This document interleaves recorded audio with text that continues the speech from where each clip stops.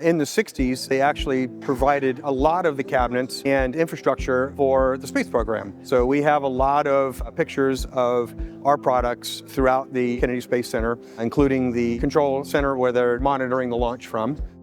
I'm Bryan Earnest, and I'm the owner of Southern Manufacturing. I started business in 1991 as a sheet metal manufacturer and enjoy throughout the years growing with our customers. One of our customers came to me and said that he really wanted to have Southern Manufacturing continue, and Southern Manufacturing was purchased by Earnest Products, and we merged the two companies together. We had a lot of synergies, same equipment, same processes, great overall marriage. Southern Manufacturing has been a company in business since 1938. Southern's been building internally illumination name signs since the 90s. And I was fortunate enough to purchase Southern Manufacturing in 2011, and it's been a great piece of our business, and we really enjoy being able to illuminate the signs throughout the country.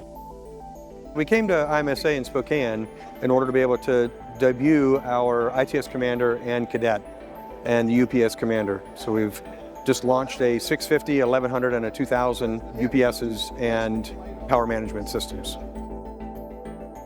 In the world of cabinets where they're hundreds of miles apart, we find our clients wanting to be able to understand what's going on in their cabinets. So our remote power management ITS Commander and Cadet allow them to be able to see what's going on, be alerted via text or email. It pings devices inside of the cabinet for testing to see if items are still on the network, and then we use SNMP in order to be able to transfer that information back to Central Station.